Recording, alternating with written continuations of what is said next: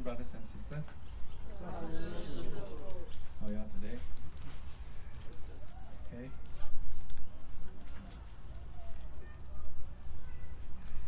Are you all feeling warm? Are you all feeling warm? How many of you are warm? Only one person, two person, 3, 4, 5. It drizzled a bit as we were sitting. I feel like getting you all to stand up and then we go for a walk around and we come back. Legs numb. Okay, you all warm up your legs first.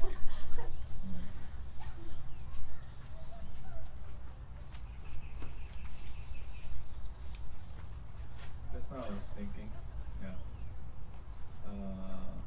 over the years I've seen many children come to SGC. Some of them when they come, they quite naturally just, in fact, many years back, about 2009, I was invited to go to one of the temple in Momen Road, Kongjikteng. They wanted to start up a youth group. So they asked me to go over and see what we can do for them. So when I went over, I met up with the committee, and then I asked another Venerable to go with me, and together we talked to them, and so we decided to organize a children's Dharma camp, a Dharma camp for kids, and it was like a one-day camp. So a day camp, they come in, and then they were concerned like, but where are we going to find the young primary school or secondary school kids? But the funny thing is that they were actually giving out bursaries. So we told them you have captive audience. These groups of students are coming to collect their bursaries anyway, and since they applied for Kongjikteng, they should have some affinity towards the temple. So in then the sign-up rate was pretty good. We had easily like 70-80 of the children, and then we organized a one-day camp for them, and part of it was, one of the program was actually this like a station game. So they would go around the temple. And we designed it so that being the first exposure, the camp itself introduced them to the temple. So they would go around the temple, at different parts of the temple, they will have a station game or activity to do.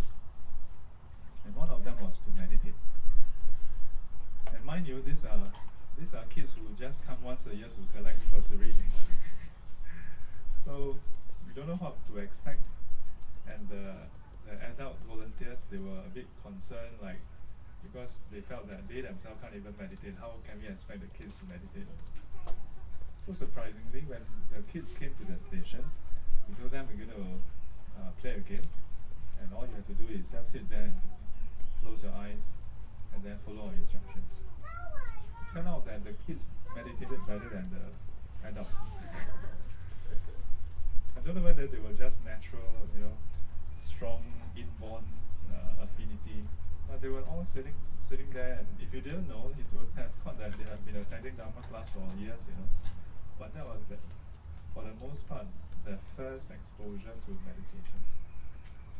We were quite pleasantly delighted.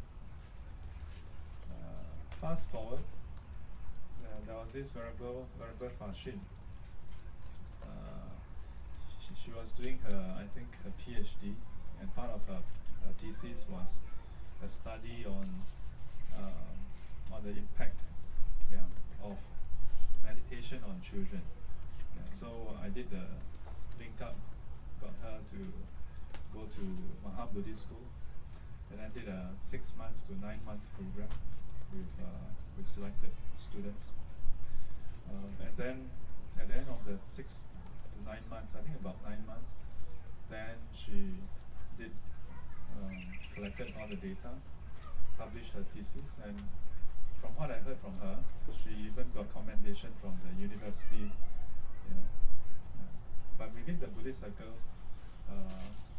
lukewarm response.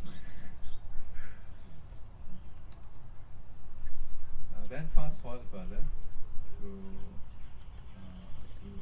the monastery where we have children's classes. Yeah. The Dharma school has been running for I think 30 plus years. Some of you were even students then. Yeah. And the interesting thing is that every weekend, Saturday and Sunday, there will be close to 1,000 students, 800 plus 900. There were 3 schools, 2 primary, Chinese and English stream. Each one about, say around 200 to 300 students. Then on Sunday morning, there's one for secondary school kids. And at the start of the school, we would actually have a short puja, similar to what we did. Initially it was a bit different. Then I came in and I standardized it across the 3 schools. And so they are doing something like what we are doing. But they have an additional repentance and then also some reflections. But they also have meditation. And of course, if you look at the videos or pictures, you see all of them all very seriously meditating. But in actual fact, every week you have majority of them sitting very quietly. And some of them really putting in effort, you see them really astute and small little phrases, all that. And without fail, of course, there'll be some who will be like,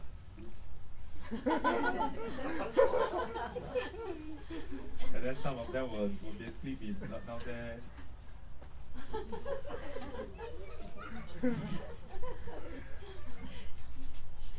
I mean, now that I'm out of the system, and I think that is a good representation of how people are in each group, in any group. When you have large enough a group, you will have those who incline towards the practice. You have those who don't incline towards the practice. You will have those who need enough people to be doing the practice, then they feel motivated to do the practice. And if somebody else come and chuchu them, then they will play also. So fast forward to now with SGC. So I've been observing, not just him, not him in particular. As you can see, he's totally oblivious to what I'm saying.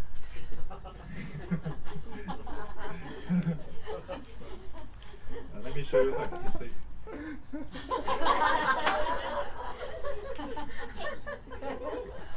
Let me use my prop.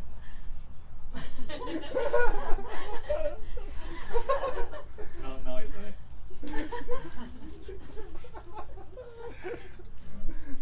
So just now when I was finishing the sitting, then I thought, how did the Buddha do it?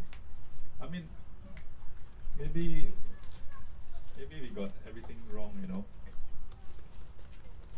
Maybe we haven't thought of a better way to do it.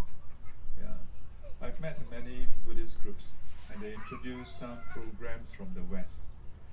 How to get kids to meditate. Step by step, and they have a lot of acronyms and stuff. Sometimes when I see such programs from the West, I smile, because being from an MNC from the West, we are really good at coming out of jargons and strategy and roadmap and all the works, workflow, all the works, process.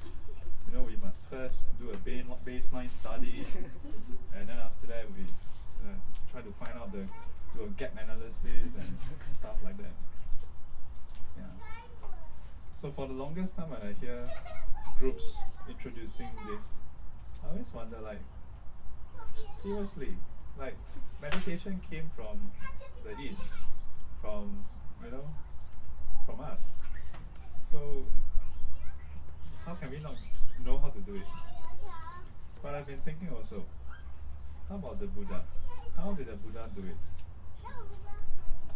And then the sutta that came to mind just now was, there was once the Buddha encountered a group of boys playing by some kind of pond or something, and there were fishes in the pond.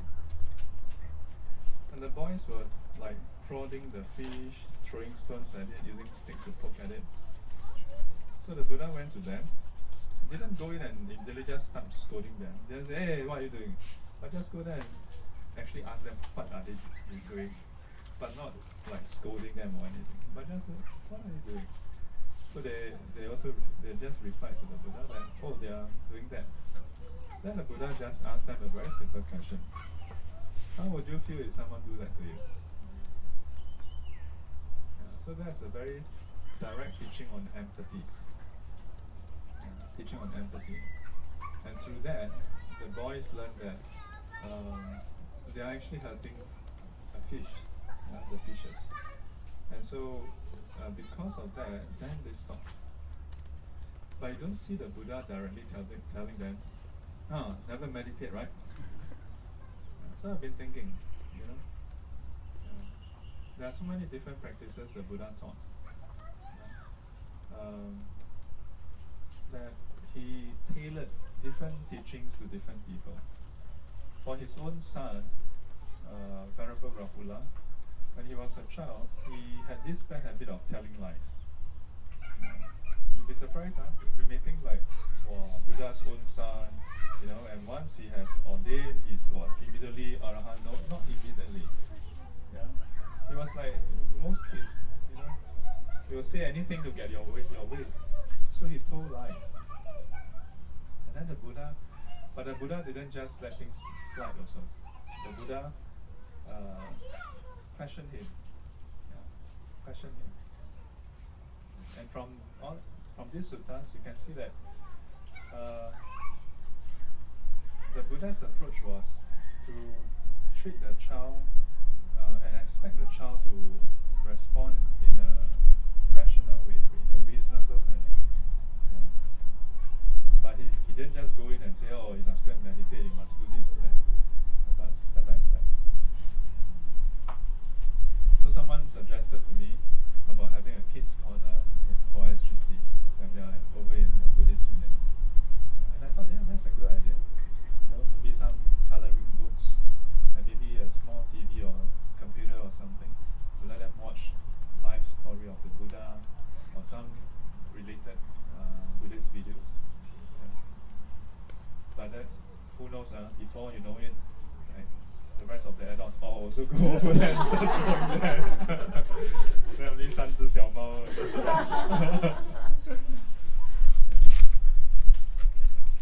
But we'll see. But just now when I saw him playing, that got me inspired, and that's why during the meditation, I don't know how many of you during meditation actually listen to what I'm saying, because I ever have students tell me that, they ask me questions about meditation, and I'm like, but I see that every week on how to meditate, like, and then the person was like, oh, when we meditate and I close my eyes, I don't listen to you, I just and not just one student, quite a few students. So in case if you all didn't know, when you all meditate and you close your eyes, whatever gets spoken is live. Live, not a pre-recorded. And it's meant to be for you all to listen to. But of course, if you can immediately enter first jhana, second jhana, third jhana, do vipassana, and then see things as they are, please go ahead. Don't let me hold you back. So it got me thinking, like, when we look at children, we can see the folliness of what they are doing. We can see that, you play this game for what? Meditation is more important. Why are you wasting your time on this? You should be studying, you should be doing this, you should be doing that. Easy for us to say that and see when it's not a toy that matters to us. But we adults have our own toys.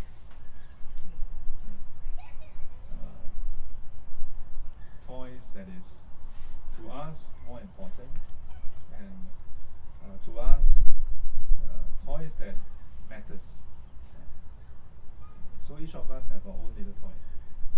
Just like the proverbial monkey that I occasionally will bring in. Never take a banana from a monkey. What will you get? If you take a monkey's banana, you get an angry monkey. You get an angry monkey scratching you. Yeah. And that's probably just a start. So we have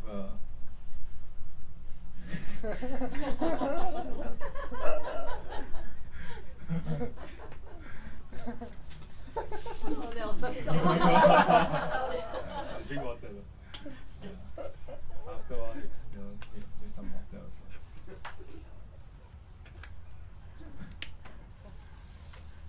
So, who is new here today? I think most of. I just First time. But I attended your Heart Sutra workshop. Okay. Welcome. Tell us your name.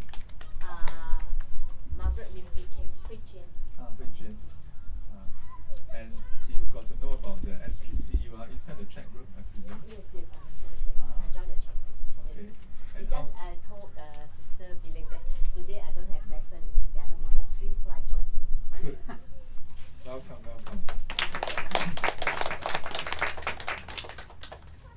Who else is here for the first time? I think the rest are all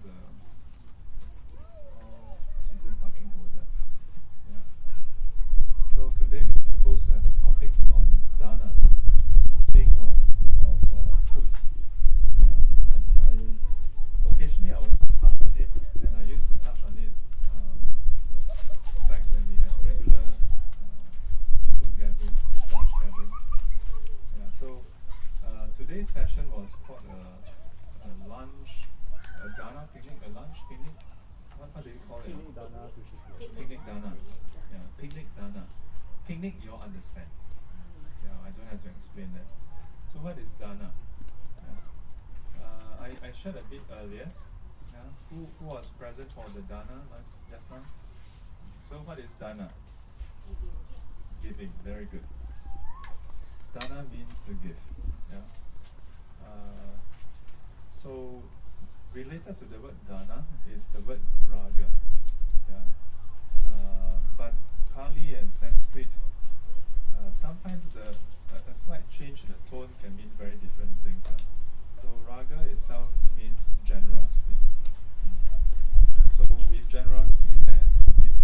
And the act of giving can also cultivate generosity. We can also do other things, such as helping us to not be so attached to material things. And perhaps even more importantly, as we give, we actually help someone. Yeah, we help someone. Depending on what you give, then you provide the other person with different things.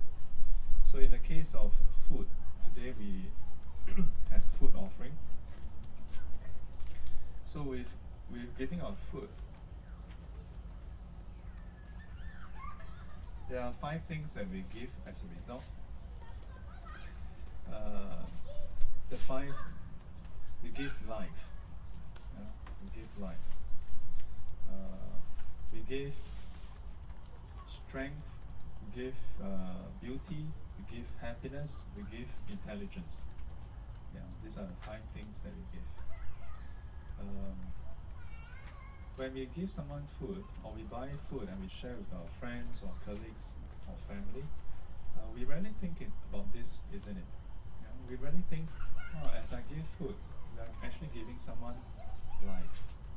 But the truth is, as we give someone food, and it will include drinks, we are giving the person life.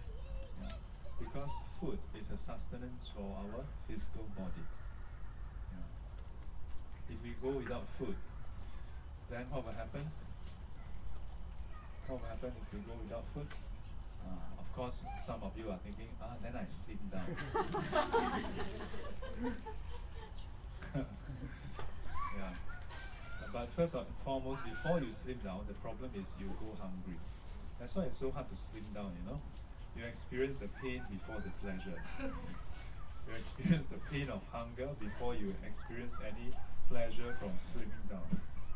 So it's quite a challenge. So when we give food, it removes hunger. Yeah. Giving of life through food, it helps to sustain the body, and that's why we say it gives life. By giving food, giving drinks, it removes hunger and thirst. Yeah. Are you happy to be hungry? Say no. You're not convinced. Yeah.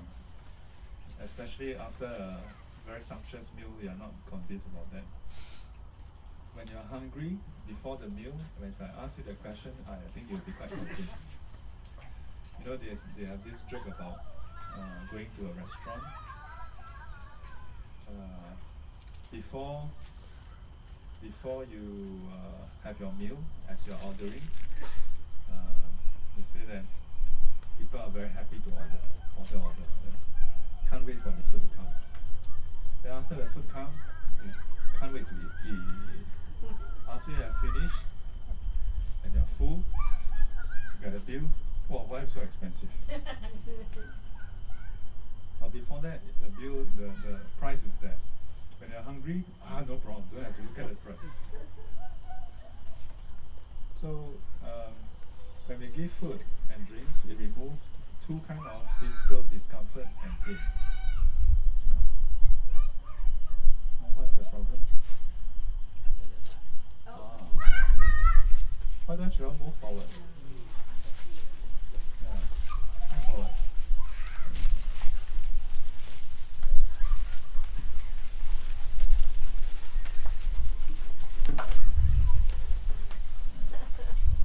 Very good.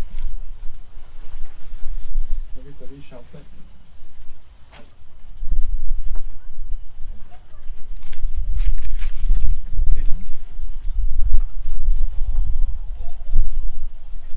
So, a direct effect of giving food and drinks, you remove the pain of hunger and thirst. But for those with children, you will face the challenge of getting your children to finish their food and drinks. Do you face that? Say yes. Yes. Do you know why? Do you know why you face that? Don't know. Let Shifu enlighten you. Shifu has no children ever in my life, but somehow Shifu knows. Let me tell you a very simple reason. The reason is because your children are not hungry.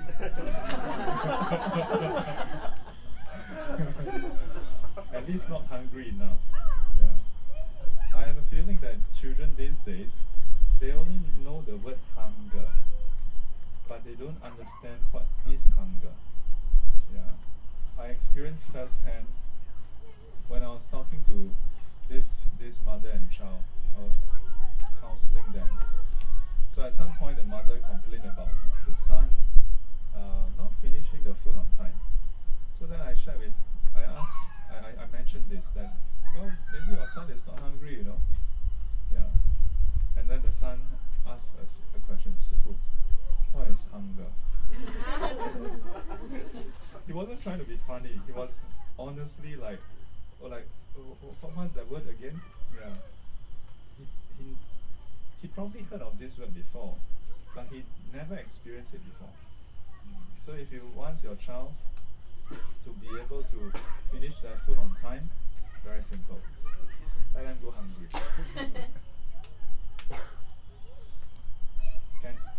Can or not?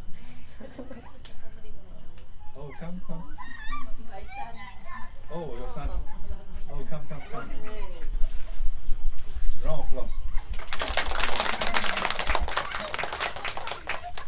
With this round of applause, you will either be so excited you'll come every week, or he'll be so embarrassed he'll never come again. Tell us your name. Robin. Huh? Robin. Oh, hello. Yeah. And her son. Yeah. How old are you? 22. 22 years old. Yeah. Welcome.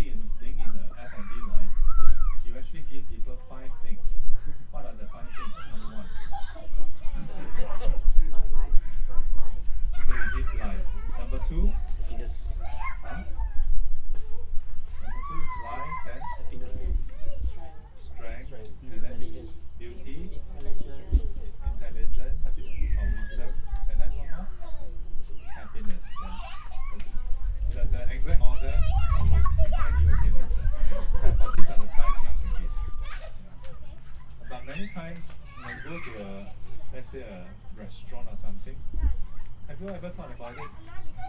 When you start a meal, how many of you genuinely are aware of the hunger and thirst you are experiencing? How many times have we started a meal not because we are hungry but by social convention? Yeah? Because it's time for dinner, you have to have dinner. Yeah?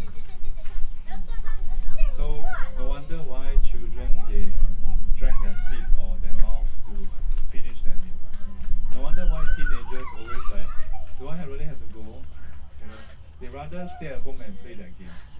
You know, or if they go for the dinner, the official family dinner, then they will be there and then just looking down the table. Yeah, and I'll tell you, if they do this below the table, it's actually a sign of respect, you know. Yeah, it's out of respect that they do it below, you know. They don't blatantly just. So let me tell you, count your blessings. Oh, look at that. Yeah. When they go back, and they ask like, you want to come back for SGC evening? Just be careful, yeah. You know, I've been observing myself and people around me, and I have this crazy idea. When we are young, as kids, we are like heavenly beings, always on the high, you know. Wake up, see each other, just on a perpetual high, just happy to see whoever, someone you have seen before, someone you never see before. Yeah, on this perpetual high. Yeah, until they go to school.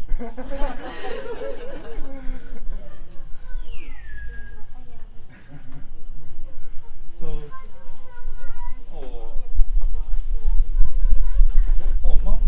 妈妈在哪儿啊？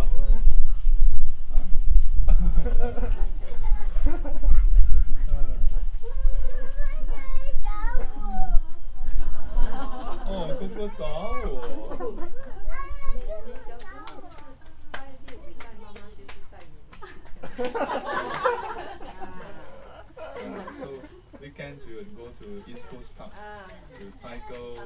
My mom would cook sabihun and curry chicken before we become vegetarian.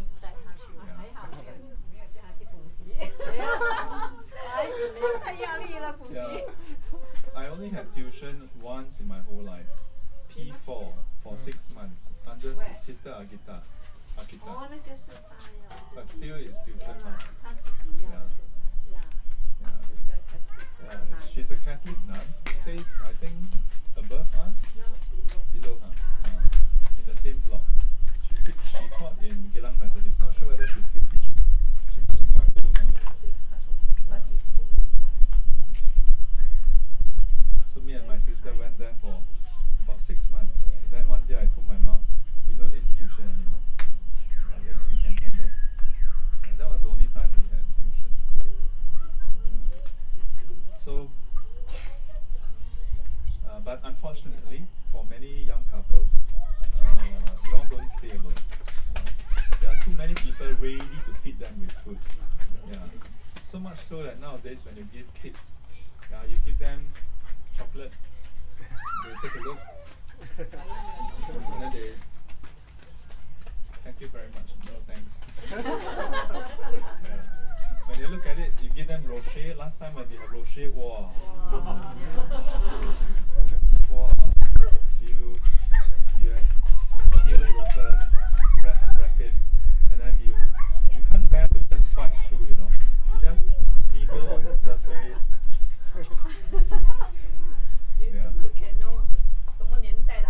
Yes. Different generation. Nowadays you give them rocher.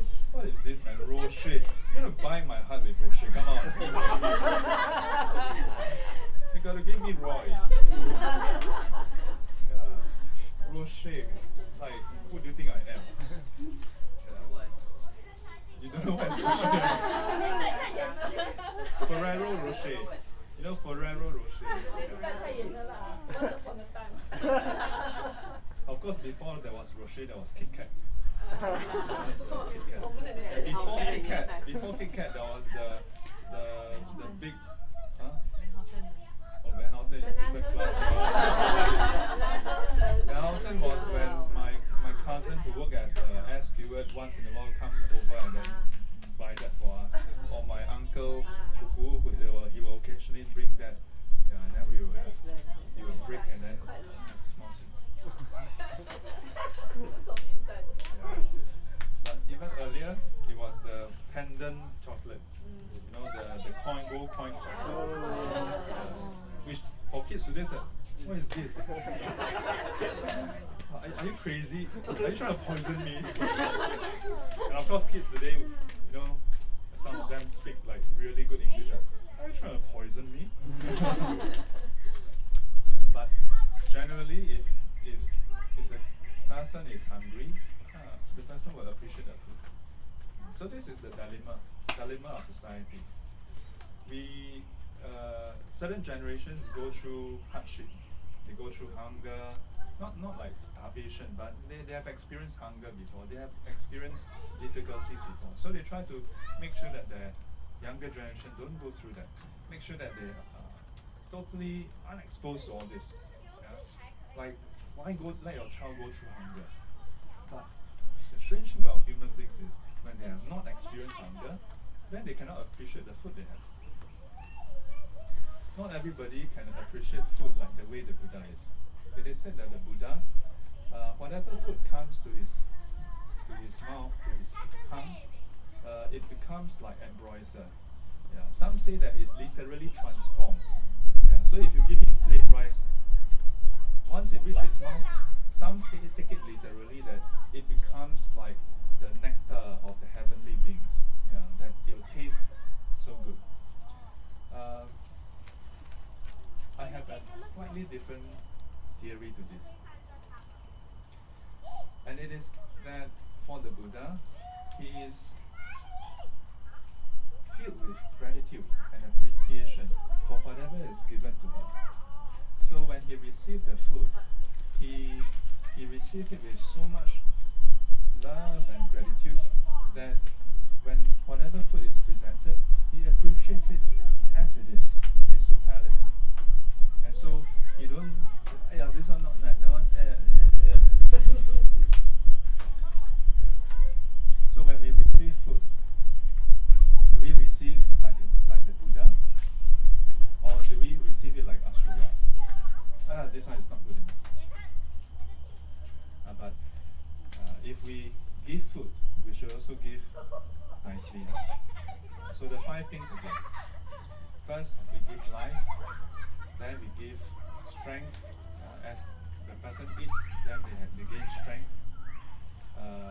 They have beauty is interesting. Beauty. Some people may not agree with this. Yeah, but you give me so much food, you want me to become fat? What beauty? So beauty is in the eye of the beholder in a way.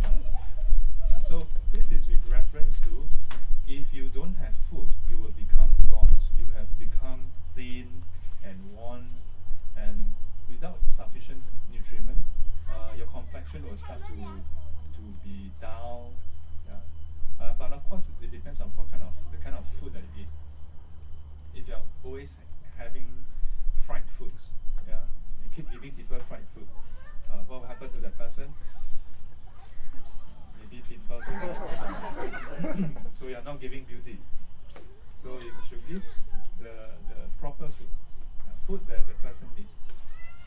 Then you give the person beauty as well. If you want to help people to have nice glow there, fruits is actually quite useful. And I've been telling people about this encounter of mine. There was one day I went for a walk in the morning for about 3 hours with this few devotees. I was in the Buddhist library. And after walking for 3 hours, then we decided to go for lunch, and we were at the Old Airport Road Hawker Centre. And over there, they asked me what I'd like to have, and I asked for a fruit plate. It came with a mountain of fruits. Actually, just this big and this high. We have all kinds of fruits: watermelon, oranges, apple, banana, all the works. Nothing fancy. Yeah. And then, how many of us were there? Maybe about 4 of us. We tuck into that plate, and after that they asked Shifu, "Can we get you anything else? You know, whether it's noodles or rice or what?" And I told them, I think this is quite enough. And they were a bit concerned because we don't usually have dinner. But I told them I feel quite okay. And the most amazing thing is that for the whole day, I was not hungry, but I was not lethargic also. You know how sometimes after the meal, you're like, and then you feel like just lying down and have a nap. 要睡觉. Do you all feel like taking a nap? But that day, I was full of energy for the whole day. And it was a fairly consistent energy level. It was not like, wow, super high then after, or like, then high, low. I was feeling okay for the whole day. Yeah. So the kind of food that can give strength also matters. Yeah. But it also depends on the individual. Some people, they can't digest wheat very well. So when you eat bread, for some of you, you have to learn to observe your own body and how you respond to different food. Yeah. Some people, when they take bread or they take noodles, those that is using wheat, strong content in wheat, some people feel lethargic after that. Then it means that you probably have a certain body makeup where you have difficulty digesting wheat. Then there are those who feel energetic when they eat fruits such as banana, but there are those who feel lethargic after that. Then there are those who feel that way towards mushroom, all kinds of fungi kind of material. Yeah. So the last one, so we have life, we have strength, we have beauty, we have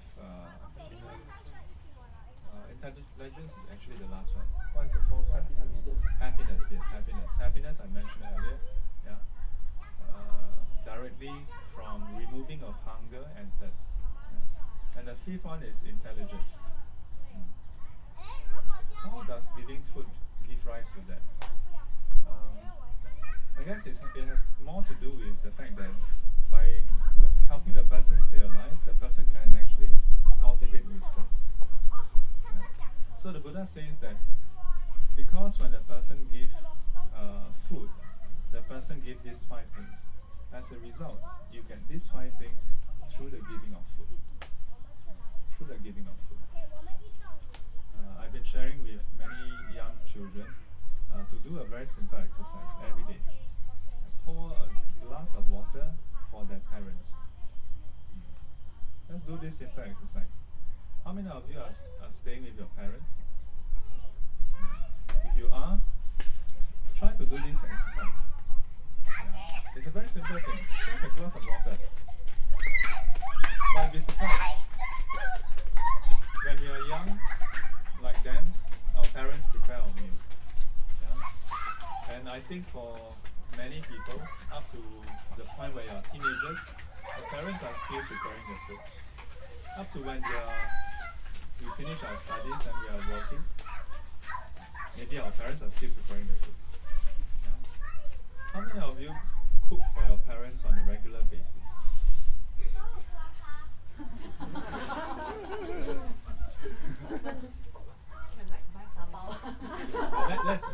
Let's not jump the gun. Yeah. So you think about it, not to shame you all, okay? But to consider. We are so ready to cook for our children. Yeah? So maybe at least once a week, cook for your parents. But of course, there's an issue with some parents. They're like, you don't know how to cook, don't waste your time. Yeah?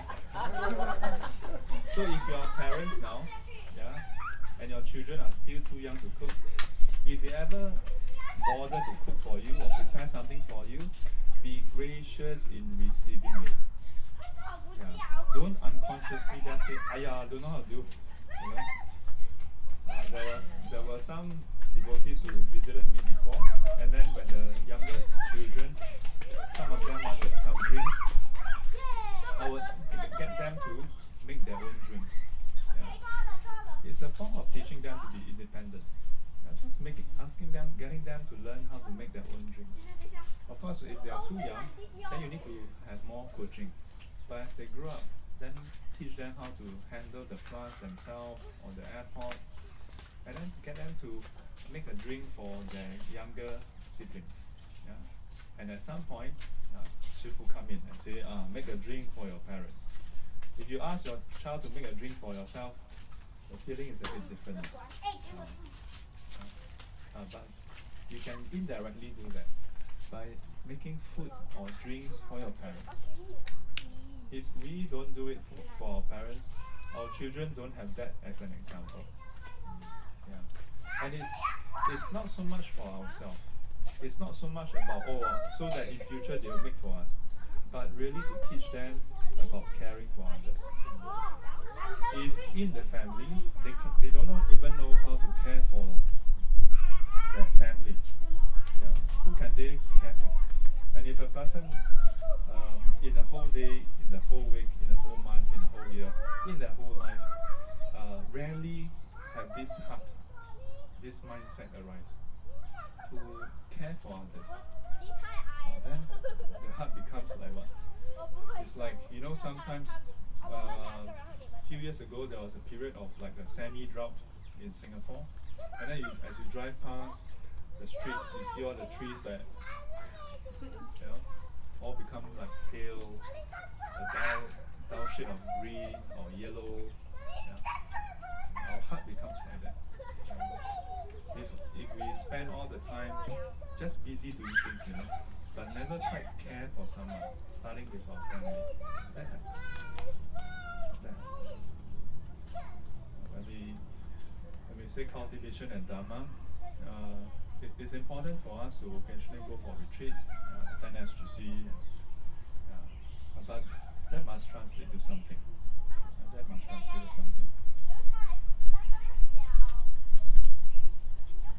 Look at how full of leadership quality he is now.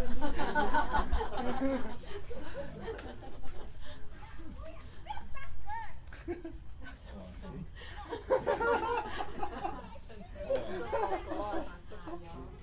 Try to stop here. Stop. 你怎么教你的儿的？他喜欢杀生啊？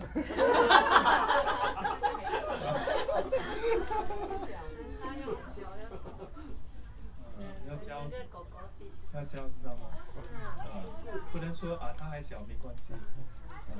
他今天会踩死蚂蚁，明天就会踩一个人。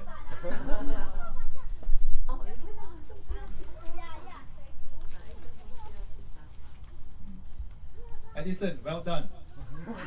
Edison, well done.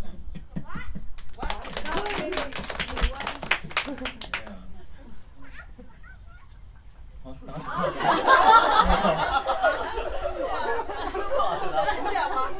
等一下。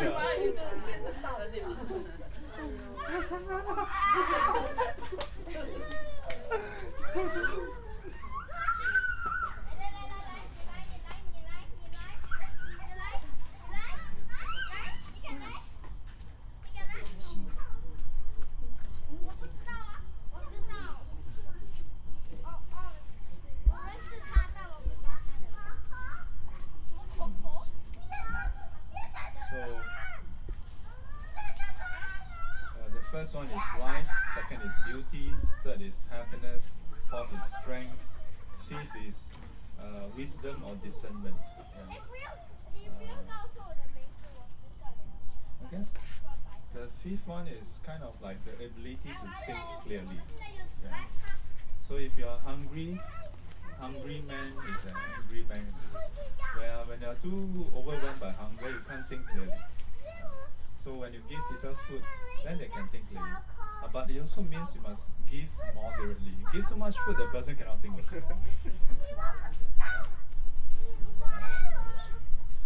So if you want to read more about this, you can refer to Anguttara Nikaya,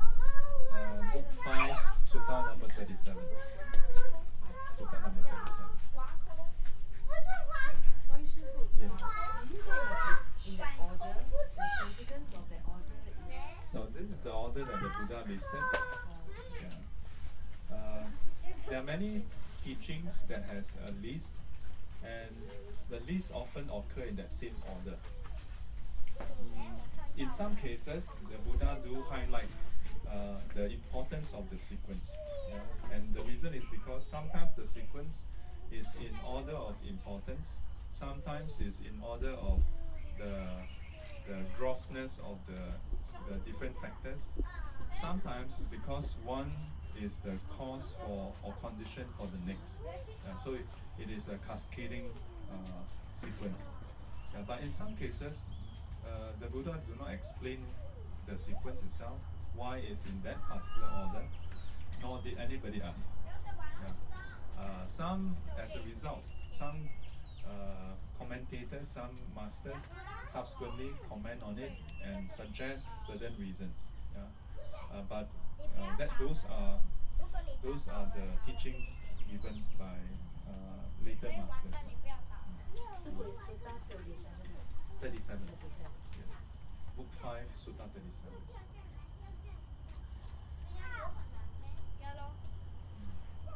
So are you all ready to go for a walk?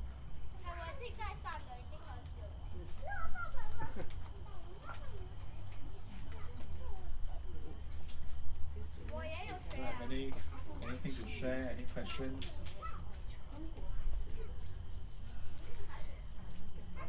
Yes? I think I posted in the chat. Oh, you posted Then it. he says to come to SGC. Oh, is it? Yeah. What was the question? The question was about how to be not attached to our loved ones. Oh, how not to be attached to our loved ones. Yeah. I see. So, why do we not want to be attached? Because you are so attached, you are living in a family, you see. So if that person pass on, Yes. you'll be attached to the person. How not to be attached? Not to How to be unattached? Or if the person says or does something that can hurt us, we feel very vulnerable, the more we are attached to the person.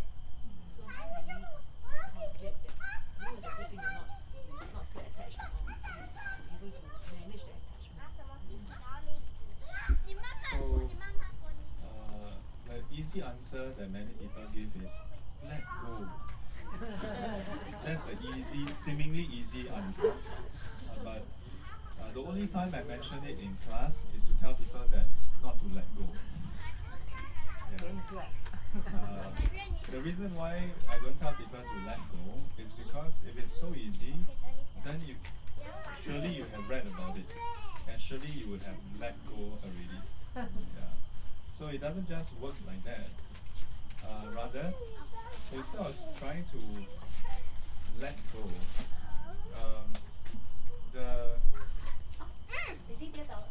oops. Okay.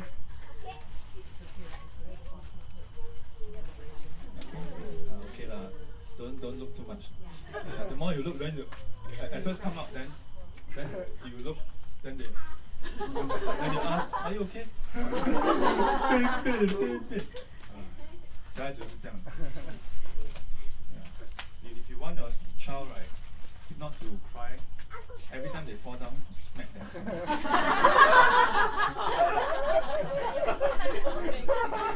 And next time when they fall down, they won't come and tell you. And you come back, okay lah, okay. And the hands like, okay, trust me, I'm okay. I'm really okay. Maybe it's an experienced parent, I agree. Cannot be too super.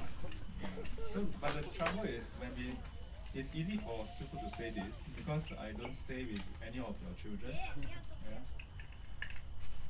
So first things first. What is the end goal we want? So what do I mean by that? What do I mean by what is the end goal we want? So you mentioned a specific case earlier that, for example, when our loved ones pass away, we are attached. And by that, I suppose you mean that, is everything okay? Oh, spider. Yeah. 拿 tissue 跟他拿。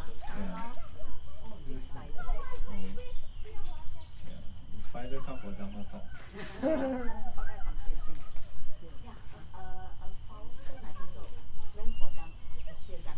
A falcon went for Dhamma talk. Okay. Only that Venerable can touch it. No other can touch Oh. Okay already? Yeah. So what is the end goal? Yeah. So most people want to not be attached because they know that if they are attached, when the person passes away or when they are separated, they will suffer. So they are okay with being attached before that.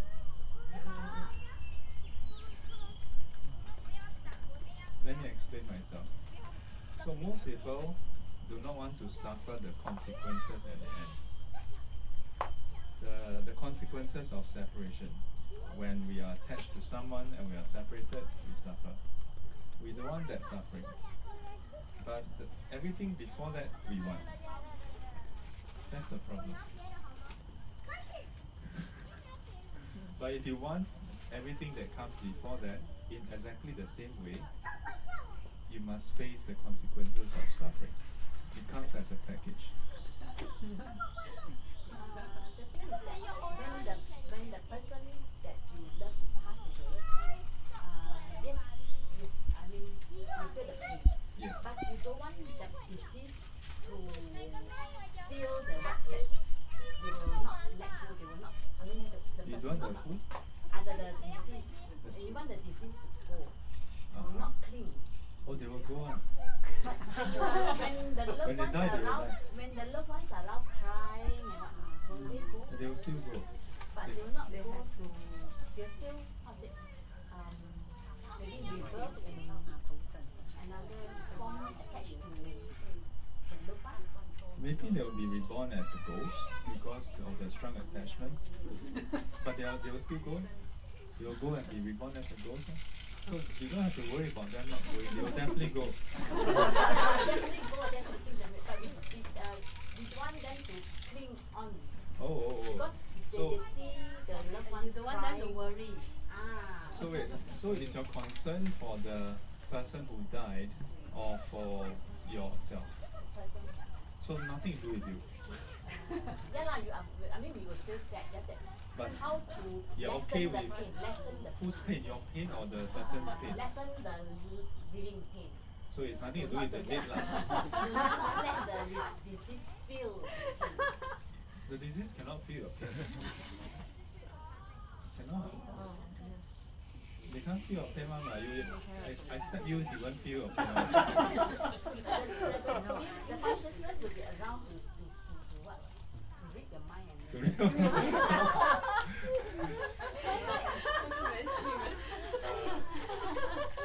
so I have the thinking wrong lah. Well, let's not jump straight to the thinking wrong. But first of all, we must be clear about what we are concerned about. Then we can 对症下药. Then we can give the right antidote prescription for the right problem.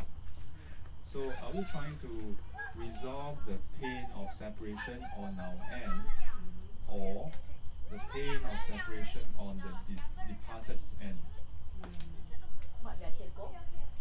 Okay, so let's look at each on their own for a start.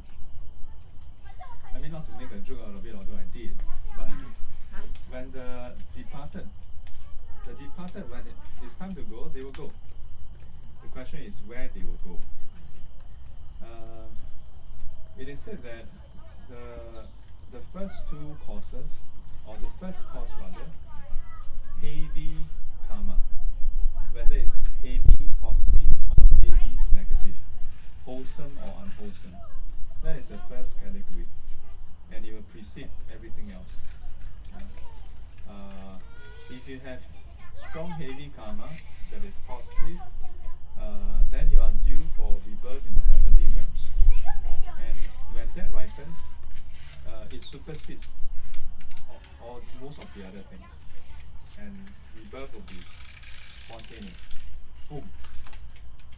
It is described that the heavenly retinue will come and receive you. Yeah. So if you are done heavy, unwholesome karma, then your future is also confirmed. Your rebirth results will also ripen to receive you. Yeah, either to reborn to be. Mostly in this case, we talk about rebirth in hell, the heavy, negative, unwholesome karma. Then beyond that, typically we say, then depending on your habitual tendencies, which then is linked to your karma. Of course, the first two is also karma, but this later part is more to do with your habitual inclination. Typically, rebirth into ghost realm is considered to be a result of the habitual inclination as well. Yeah. Human realms is usually also linked to habitual inclination. Not good enough to be reborn in heavenly realm, not bad enough to be born in the lower realms. 高不成低不就，来做人。So as far as the departed is concerned, we typically say, for the most part, whatever that has to be done is really done. Yeah.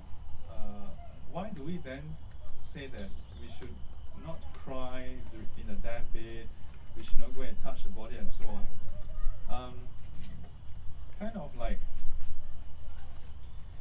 of like saying, when our children or when we study for exams, whatever we need to study has to be done before the exams itself. And for the most part, it's actually done throughout the whole year. The last few weeks can help to solidify or cement whatever understanding we have. But once you're in the exam hall, you can't study anymore. But let's say just before you enter the exam hall, then your mommy or you, do you have children who are still studying? Or your grandchildren? Or nieces and grandnieces and nephew? Then before they enter, right, you go and text them. Something happened at home, but don't worry. Go ahead with your exams. Wow, that one really sabo.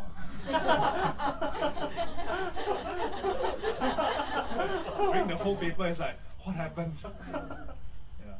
So to the extent that such a message can affect a person's performance during exams, to the same extent we are afraid, we are concerned that our last few moments of encounter with the departed may affect the person.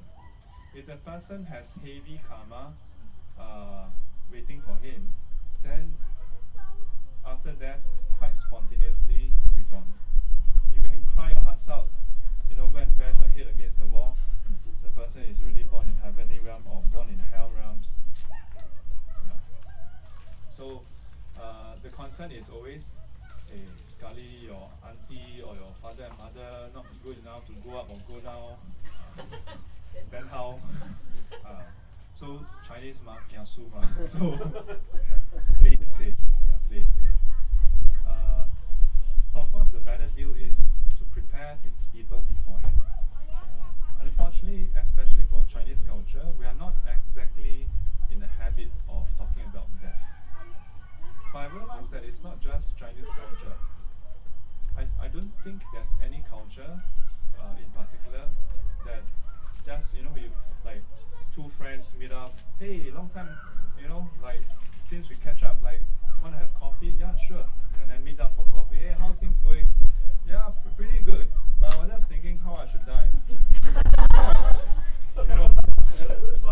Imagine if you meet up with a friend and then you ask hey, how's things going? Yeah, last we met, you were going to Japan. Any trip in the plan? So yeah, there's a trip that I was planning by my next life. Most people will think are you depressed? Is something wrong? Can I help you? You can't help me. This is a path that I have to take on my own. Yeah. and I'm making my plans. Then the other person, if you hear that, you might be thinking, oh dear, is this about some terrorist thing or so unfortunately, because most people don't really sit down and think about it. Not to mention about next life. Many people, I should say this, not many people have the luxury or the privilege of having time to sit down and think about things. The rest who have usually find it too overwhelming and they don't think about it, or they don't think that it's near enough to think about it. Yeah. Recently I drew this chart in one of the class, and it's basically 8 rows of squares. So try to visualize this, 8 rows of squares. And each square represents 1 year. And there are 10 rows of squares in each, 10 squares in each row. So it represents 80 years. Then you have 2 more rows below. And for men in Singapore, on average, our lifespan is 8 rows. For women, you have 5 more squares on the number 9th row. So, women, you all have 85 years of life. The extra 5 years is the last 5 squares, from 81 to 85. For better or worse, that's the case. So for those of us who are above 40, then effectively you have used up half of your quota, on average. Yeah. And when I look at my mom's, that evening during class, then I was creating it on the fly, and I shaded 2 more rows, and then one more row. Yeah. Then I told my mom, oh gosh, you have 1.5 rows left. Yeah. Yeah. If there's one thing that is finite in our life, it's our life. This is the one thing that is finite in our life. And this is the only resource we have, really. Forget about your money, forget about your asset that goes to 0 at the end of the day. You know? And even if you own a landed property, that's not your resource. Because how do you have the landed property at the first place? You buy it with money. And the money may come from you and maybe partly from your parents. Or perhaps you inherit that house. But that house came about because of somebody else who spent their life in exchange for money, and then with that money go and exchange for the house. Everything in this world, I was sharing in one of the class, PS would remember, on Tuesday evening. One day I was thinking about how people, kids, adults, we play games, we play games. And in almost all the games, you get points. Do you know that all the points are inflated? I first learned about this when I was in secondary school, when I read all the computer books in the library, and I chanced upon this book called The Psychology of Games. Have you ever noticed that almost all your games, the number of points you get is always in terms of tens? You never get 1 point or 1.5 points. You always get 50 points, 100 points, 1,000 points. Exaggerated numbers to make you feel good. And the truth behind all these points, be it Candy Crush or what games are you all playing now? Besides you. You all don't play games? Wow. None of you play games. How about you? What game do you play?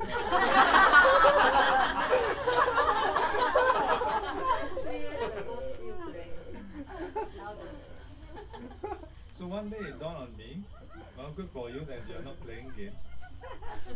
It dawned on me that all the points that you have And then with points you can go and exchange for new things, you know, a bigger house that earns more points. No matter what it is, no matter what shape and sizes it comes in, it dawned on me that it is basically an exchange of our life for the points in a game. It's basically that. Can you imagine that we do that?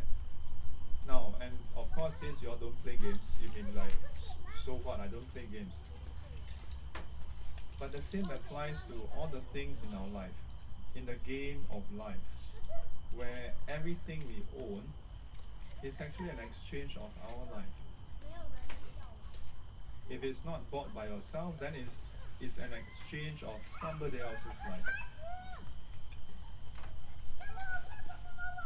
And that's why sometimes when devotees want to offer to bring me for some meal or what, I would sometimes hesitate if it's going to some fancy Bentley restaurant, you know. Because I'm like, no matter how fancy it is, it's one meal. I cannot eat more than one meal anyway, eat a meal. You know? So if you bring me to a super fancy one, you spend, and I'm not thinking of money, I'm thinking of how much of your life was spent to exchange for that, and then, yeah. So then, if you think in terms of that, then it may get you to wonder, yeah, our average of 80 to 85 years, we spend it in all kinds of ways.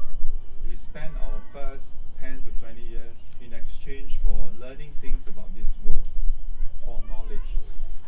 And then the next maybe 10 to 20 years to exchange for experience.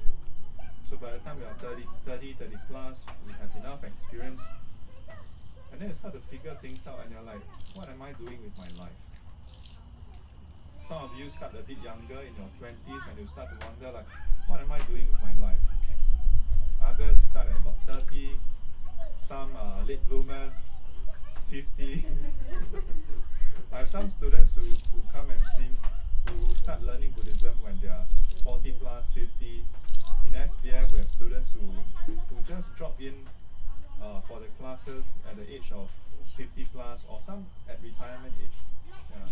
And after the 3-year course, they share with me their lament. Yeah. That they wish they had learned about it 20, 30 years earlier. But let me tell you, do not regret about that. Because 20, 30 years ago, maybe their friends ever told them about it, but the conditions were not right. So it just didn't appear to be something meaningful. So whatever age you come in touch with the Dharma is the right age. Because any earlier, the conditions are probably not right. We only have this present year, this present month, this present day to do something about it. Don't worry about starting late or starting this and that. Yeah. Question is, having learned the Dharma or getting started with the Dharma, how do we proceed? I want to invite all of you. Today may not be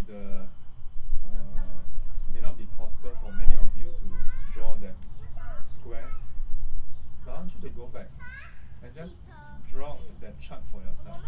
Maybe next week I'll print out a template for you all. You know, yeah, a nice A5 paper with squares all ready for you to shade and to fill up. Yeah. Generally, most of us spend our first 10 to 20 years studying, and maybe some at the later part working. Some of us who did our higher studies then up to maybe 20, 24 or 25. For guys, for girls, 22 or 23. Yeah. And then after that we join the industry, we join the workforce, we start to exchange our life for experience and money. Yeah. Long time ago, there was a Venerable who made this statement, that we are not earning money, we are being earned by money. Yeah. Yeah. Or Louis Pan. Yeah. Was it Hui Li Fa Shi? I think it was him, because back then there wasn't many venerables. it left a certain mark in me. And in a way, this is a revisit to that statement. Yeah. I forgot about that statement for a long time, you know. And in fact, when I thought about the squares, it was not because of that statement also. Yeah. There are many things that came together. But I think we owe it to ourselves to draw this chart and then ask yourself, and when you draw it out visually, I like to get things drawn visually, yeah, and then annotate with words and arrows and circles and stuff. Because when you see it visually, then it really hit you in the face, you know, it's like, wow, gosh. And I'll tell you, for many of you, or let me take a look, for maybe some of you, you are in your 20s and early 30s. What I've heard from some younger people is, Shifu, you are older, you know, we still have a long way to go. But when I look at the chart that day, I realized something. When I compare my own with my mom only have 1.5 bar left. It seems like she's at a disadvantage. Not much time left to do anything, you know. Yeah. Whereas for mine, I'm at 44, so let's assume it's 45. So I have 2.5 bar left. So short. 3.5 bar. 3.5 bar left. Yeah. So I have 3.5 bar left. But you see, I saw another angle to it, and that is, it is not that I have an advantage over her, you know, because for her, seven bars. Oh, move forward. Yeah, come, move forward. Sun is coming. Yeah. Campfire's burning. Draw nearer. So this is what dawned on me, and it is that the 3.5 bars, or if I compare myself with my mom, then between the two of us we have about 2 to 3 bars. Yeah, close to 3 bars. It is not that I have an advantage of 3 bars over her, but if you look at it another way, it is that for her, that 2 to 3 bars are already used. It means that it is already a given. She has gone through that already. She has used it the way she used it. It is money, it is life spent already. For me, the next 2 to 3 bars, not certain, you know. It is not certain that I will die only at 8 years old, you know. So it's not that, oh, I have 3.5 bar left, I have 3 bars over her. My 2 or 3 bar over her is uncertain. She has already lived to this age. Even if she die next year, I may die next year, but I will have a shorter life than her, you know. You realize that? So that day, that very evening, it hit me at more than one ways, you know. And I was like, wow, gosh. Just because we are young, some of you like, yeah, Shifu, we are not young anymore. But just because we are younger, we shouldn't be so proud of our youth, you know. Because your future, the next future years or decades is not certain at all. Whereas those who have lived it, they have lived it. It's like you have already earned the money and you have used it already. I use it that way, good or bad, I use it already, no? You haven't even earned your next paycheck, you know? Don't talk so much. You may get fired next week, you know? Same thing. Yeah, same thing. So, go back, draw your chart, and take a look. And ask yourself, how do you want to use up your next square, your next bar, your next few bars, until the end of your lifetime?